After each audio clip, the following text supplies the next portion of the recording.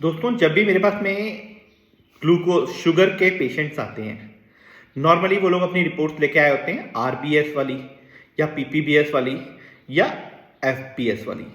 ये तीनों की तीनों चीज़ें होती क्या है? एफपीएस मतलब फास्टिंग ब्लड शुगर, एफबीएस मतलब फास्टिंग ब्लड शुगर, पीपीबीएस मतलब post prandial blood sugar and RBS means random blood sugar.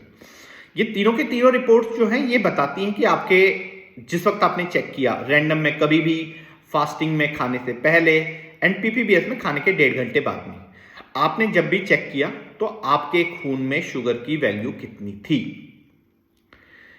इनमें एक बहुत इंपॉर्टेंट चीज होती है दोस्तों, जब भी आपका ये वाला टेस्ट हो रहा है उस वक्त आपकी क्या सिचुएशन है, that changes the whole result. For example, कई मेरे पेशेंट होते हैं जो लोग बहुत घबरा जाते हैं किसी भी डॉक्टर के पास में जाके या किसी भी उसके पास में जाके, तो उन लोग के जो ब्लड शुगर की रिपोर्ट होती है वो हमेशा बिगड़ी हुई आती है ना। या आप पूरे दिन भर भूखे रह गए एक दिन पहले तक का, अगले दिन आपने फास्टिंग ब्लड शुगर करवाया तो ऑब्वियसली वो फास्टिंग ब्लड शुगर जो है वो कम आएगा, या इवन पीपीबीएस भी कई केसेस में उस वक्त कम आ जाता है क्योंकि पहले से ही आपकी बॉडी के ऊपर शुगर का लोड कम था, तो अब आपकी बॉडी को उस लेवल तक डिस्टर्बेंस नहीं हो रही। इसके मुकाबले HbA1c क्या होता है? HbA1c में हमारे रेड ब्लड सेल्स जो होते हैं उनके ऊपर जब भी हमारी ब्लड में शुगर की वैल्यू बढ़ी तो हमारे रेड ब्लड सेल्स को वो शुगर जो होता है उसको चूसना पड़ता है। उसका चूसना मैं एक नॉर्मल लैंग्वेज में बता रहा हूं, बट ऑब्वियसली वो उसके इंट्रैक्शन में आते हैं और उनके अंदर चेंजेस होते हैं, और ये जो चेंजेस होते हैं ये उनके ऊपर दर्ज हो जाते हैं। इन वाले चेंजेस को चेक किया जाता है कि ये कितने आए हैं। नॉर्मली हम लोग 5.4 से 5.7, 5.7 से 6, 6 से 7, 7 से अबव, इस तरीके से हम लोग HbA1c को डिस्क्राइब करते हैं। अब रेड ब्लड सेल्स जो हैं उनकी जो एज होती है वो 90 से 120 दिन की होती है। अगर 90 से 120 दिन की रेड ब्लड सेल्स की एज है तो इसका मतलब पिछले आपके रेड ब्लड सेल्स कितने हाई ब्लड शुगर के कांटेक्ट में आए, this gives an impression about कि कितना एवरेज लेवल पे आपका ब्लड शुगर रहता है। ये इस वाली चीज से निर्भर नहीं करता कि आपने कल क्या खाया था या आपने परसों क्या खाया। हाँ, अगर आप बहुत लंबे टाइम से कोई चीज खा रहे हैं तो उससे एवरेज में फर्क पड़ेगा, परंतु एक दिन की हरकत जो है वो इस लेवल तक आपके उसमें फर्क नहीं डालती। क्यों? क्योंकि ये 90 दिनों का हिसाब किताब है और इसमें एक दिन कोई इतना बड़ा भारी फर्क नहीं डालेगा। अब जब हम लोग इस तरीके से अपने शुगर को नापना शुरू करेंगे तो हम लोग को ज्यादा क्लियर पिक्चर मिलती है। वो पिक्चर से इत्र जो कि हम लोग की रैंडम ब्लड शुगर या रैंडम ब्लड शुगर या फास्टिंग या उसके थ्रू आ रही है।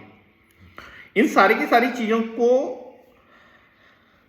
कंट्रोल करने के लिए आपको अपने सिस्टम को फिर से ठीक करना पड़ेगा। और क्या ये रिवर्सिबल है? Yes, it is reversible. मैं ये बात आयुर्वेद से इत्र बोल रहा हूं। आयुर्वेद में मेरे पास में बहुत सारे मरीज हैं जिन लोग की शुगर कभी काफी ज्यादा रहा करती थी। आज की डेट में ना वो लोग एलोपैथिक दवाई खा रहे हैं, ना वो लोग इवन आयुर्वेदिक दवाइयां भी नहीं खा रहे हैं।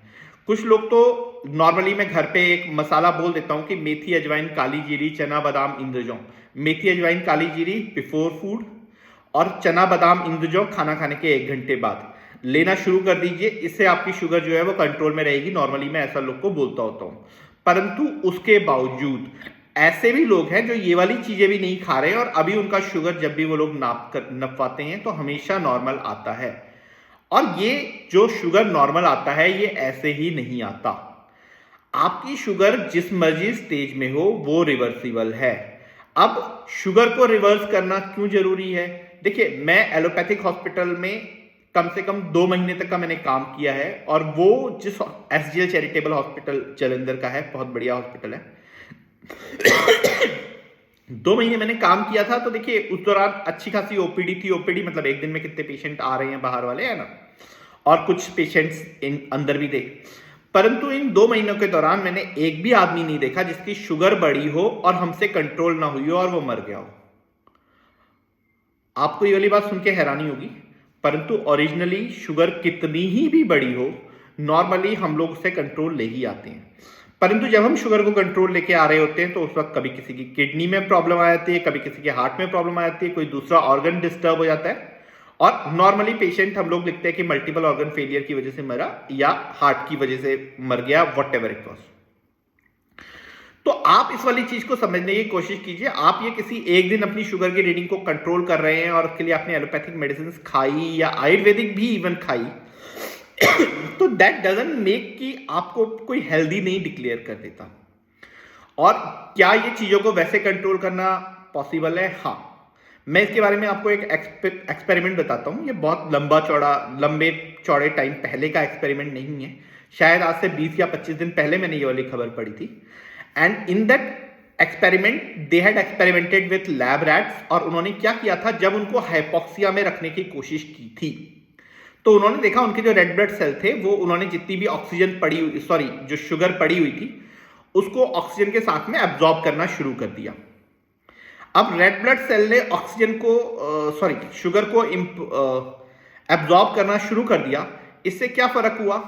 इससे उनकी जो ब्लड शुगर का जो वैल्यू थी वो अपने आप कम हो गई। अब आप बोलेंगे कोई आदमी कितनी देर तक हाइपोक्सिया में रह सकता है? ये तो आप समझ ही गए होंगे कि मैं हाइपोक्सिया की बात कर रहा हूं। तो ऑब्वियसली हम लोग जब एक्सरसाइज करेंगे तो हम सारे के सारे लोग हाइपोक्सिया के अंदर जाएंगे। लेकिन आप बोलेंगे कि अब कोई आदमी कितनी देर तक हाइपोक्सिया के अंदर रहता है? तो उसी रिसर्च में दूसरा जो पॉइंट था वो ये था कि जब उन चूहों को हमने हाइपोक्सिया से निकालकर नॉर्मल ऑक्सीजन वाले एनवायरनमेंट में रखा, जब उनका हाइपोक्सिया दूर हो गया, still their sugar level didn't increased. तो आप लोग ये वाली चीज को समझिए। अगर आप लोग एक्सरसाइज प्रॉपरली कर रहे हैं, एक्सरसाइज मतलब वो वाली एक्सरसाइज जिससे आपकी सांस फूले। मैं नॉर्मली लोगों को सीढ़ियां चढ़ने उतरने की बात करता हूं, और एक मेरे पेशेंट हैं, उन्होंने सीढ़ियां चढ़ने उतरने की वजह से काफी बढ़िया रिजल्ट शुगर के अंदर पाया। ऑब्वियसली शुगर के द्वारा आपकी बॉडी के अंदर जो नुकसान हुए हैं, फॉर एग्जांपल किडनी वाला नुकसान, फॉर एग्जांपल नसों वाला नुकसान, फॉर एग्जांपल बाकी ऑर्गन्स को डिस्टर्ब, मैंने बताया था ना आपको कि मैं जब एलोपैथिक हॉस्पिटल के अंदर मैंने काम किया था, at that time I didn't saw any patient dying from like we couldn't control his sugar and so he died, like that was not the case. And ये वाली जो चीजें थी वो आपको ये वाली चीज पे ध्यान देने को ज्यादा निर्भर करता है कि अगर आप अपने जो ऑर्गन्स हैं उनको बचा रहे हैं या नहीं बचा रहे हैं। अब आपको उन ऑर्गन्स को बचाने के लिए आयुर्वेदिक रसायनों का प्रयोग करना चाहिए। वो क्या क्या होते हैं आप मेरे को पर्सनली मेरे इस पे मैसेज करेंगे तो मैं आपसे बात कर लूंगा और आपको बता दूंगा क्या क्या उन दवाई के नाम है, क्योंकि वो ऐसे ही जनरल कंजप्शन के लिए नहीं है, इसलिए मैं यहां पर नहीं बता रहा हूं। लेकिन उसके बावजूद आपके लिए जानकारी की बात यह है कि अगर आप एक्सरसाइज करना शुरू करते हैं तो आप अपनी शुगर के ऊपर कंट्रोल कर सकते हैं। और मजे की बात यह है कि एक्सरसाइज अगर आप करना शुरू करते हैं तो आपका कॉर्टिसोल लेवल भी कम होता है, आपका डिप्रेशन लेवल भी कम होता है, आपका इन्फ्लामेशन भी कम होता है। तो कुल मिलाकर एक्सरसाइज आपके लिए हर तरीके से फायदेमंद है। तो मेरा आपसे यही एक कहना है कि एक जो आपके आसपास एक जाल बुना गया है, एक कुचक्र टाइप का बुना गया है कि आपको खाली जिंदगी भर दवाइयों पे, शुगर की दवाइयों पर निर्भर रख करके रखना, आपको मेटाबॉलिक डिजीजेस पे निर्भर करके रहना। आप ये मत सोचिए आप किसी एक बार बीमारी में घुस गए तो उसका कोई इलाज नहीं है। आप जो आपके सामने कुचक्र डाला गया है वो वाली बात पे मत यकीन रखिए कि हाँ मेरा आरबीएस 2 या 3 बार नॉर्मल आ रहा है महीने में तो I am okay. Please actual में जानिए कि आपके लिए क्या चीज जरूरी है, एक्चुअल में जानिए कि आपके लिए क्यों वो चीज जरूरी है, एंड देन डिसाइड कि आपको अपनी सेहत के साथ में क्या करना है। आप जिंदगी भर एलोपैथिक दवाई कुछ जैसे हो गया मेटफॉर्मिन वगैरह जो भी चीजें हैं जिनको हम लोग हाइपोग्लाइसीमिक एजेंट्स बोलते हैं, वो आप खाते जा रहे हैं एंड यू आर फीलिंग यार अरे मेरी तो शुगर कंट्रोल आ रही है, मैं तो ठीक हूं और मेरे को तो कोई दिक्कत वाली बात नहीं है। बिल्कुल नहीं। आपके जो ऑर्गन डैमेज हो रहे हैं वो हो रहे हैं। हो सकता है आपके जो हाइपोग्लाइसीमिक एजेंट्स हैं वही आपके ऑर्गन्स को डैमेज कर रहे हो, और हो सकता है नहीं। अगर आप नेट पे जाके साइड इफेक्ट ढूंढेंगे तो you will find that they are damaging your organs on their own. जो बीमारी कर रही है वो अलग कर रही है, ये अलग कर रहे हैं। हाँ, इनको छोड़ना भी कोई सॉल्यूशन नहीं है। क्यों? एकदम छोड़ोगे, एकदम शुगर बढ़ जाएगा तो वो वाली कंडीशन भी आपकी ऑर्गन्स के लिए किसी भी लेवल पे हेल्दी नहीं है। इन चीजों के बारे में हम लोग धीरे धीरे और बातें करेंगे। आप लोग कैसे चेक कर सकते हैं कि आपको क्या खाना चाहिए, क्या नहीं खाना चाहिए, ये वाली चीज जानने के लिए मेरे से मैसेज कमेंट बॉक्स में या मेरे पर्सनल, आप लोगों में से कई लोग के पास मेरा नंबर भी होगा, आप लोग मुझे पर्सनली कॉल करके वो मुझे बता सकते हैं कि आप लोग किस चीज़ के बारे में वीडियो चाहते हैं। प्लीज़ अपने स्वास्थ्य का ध्यान रखिए। उससे जरूरी बात अपने स्वास्थ्य को पहचानिए, क्योंकि हम आयुर्वेद रहस्य के द्वारा यही एक मिशन लेके चले हैं कि आपको बताएं वो रहस्य जिससे आप रहेंगे स्वस्थ।